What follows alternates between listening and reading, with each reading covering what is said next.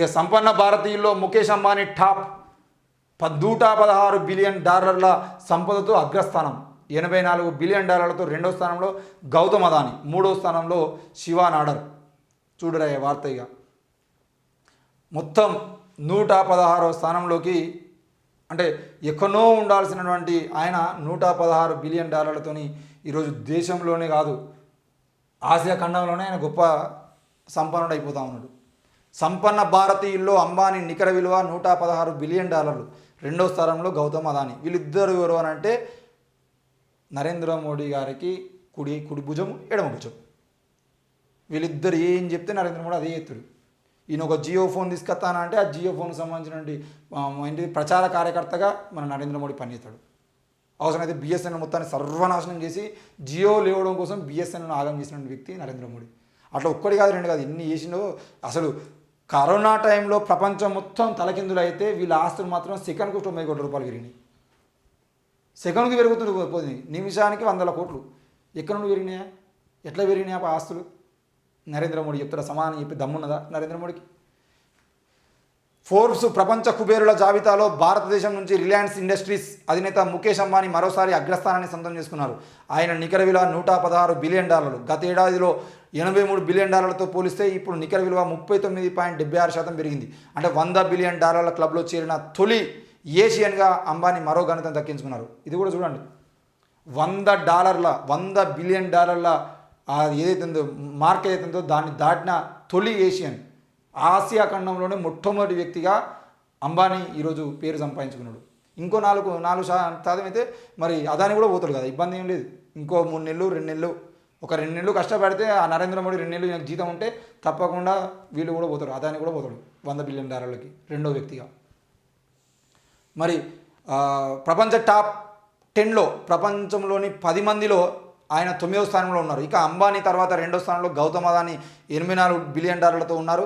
ప్రపంచ జాబితాలో 283 మంది $233 బిలియన్ ఆస్తులతో ఫ్రాన్స్కు చెందిన బెర్నార్డ్ ఆర్నాల్డ్ మొదటి స్థానం, $195 బిలియన్ ఎలాన్ మస్క్ రెండో స్థానంలో ఉన్నారు.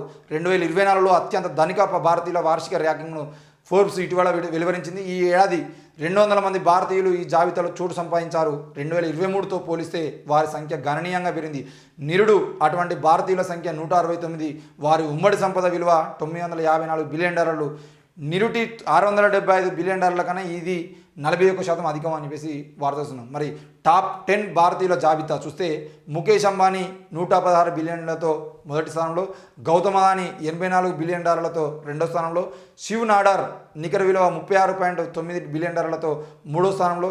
అంటే మూడో స్థానంలో ఉన్నటువంటి శివ్ నాడార్కి ముఖేష్ అంబానీకి తేడా కూడా గమనించండి, $90 బిలియన్ తేడా ఉంది. ఎక్కడో ఉండాల్సినటువంటి అంబానీ ఈరోజు మొదటి స్థానానికి పెరగడమే కాకుండా అసలు మూడో స్థానంలో టాప్ 10లో ఉన్నటువంటి ఎవరు లక్ష్మీ మిత్తల్, టాప్ 10లో చివర 10వ ర్యాంకులో ఉన్నటువంటి లక్ష్మీ మిత్తల్కి అంబానీకి తేడా అయిందంటే $100 బిలియన్. వీళ్ళు ఇంకా 10 ఏళ్ళు కాదు 50 ఏళ్ళు కష్టపడ్డా కూడా వీళ్ళ దగ్గర రారు అన్నట్టు ఇది పరిస్థితి. 4వ స్థానంలో సావిత్రి జిందాల్ $35 బిలియన్ సావిత్రి జిందాల్ అంటే తెలుసు కదా, మన బీజేపీ పార్టీలో చేరినటువంటి నాయకులు.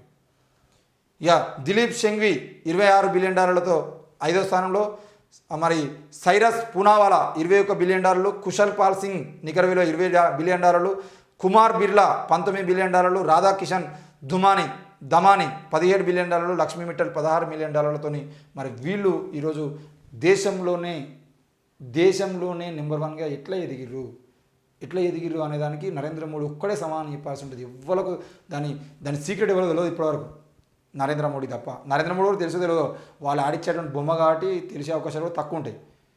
ఎట్లా పెరిగినాయి అసలు మొత్తానికి? ఆయన ఏలు పెడితే అందులో ఆయన ఆయిల్లో ఏలు పెడితే ఆయిల్ రేట్లు పెరుగుతాయి, ఆయన జియోలో రేట్లు పెరుగుతాయి. ఎంత అధ్వానం అండి ఈ దేశంలో.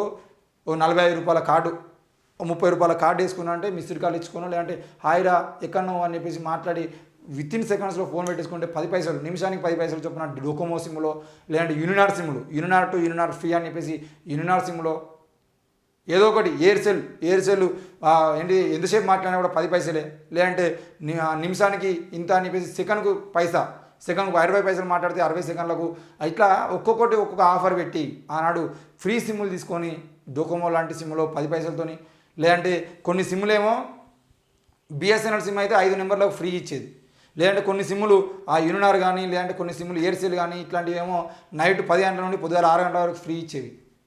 ఇట్లా ఏదో ఒక రకంగా ఆనాడు రీఛార్జ్లు చేసుకొని 30 రూపాయల కార్డు వేసుకొని నెల రోజుల పాటు బతికినటువంటి బతుకులకి ఈరోజు ఇదే జియో ఫ్రీ అని చెప్పింది.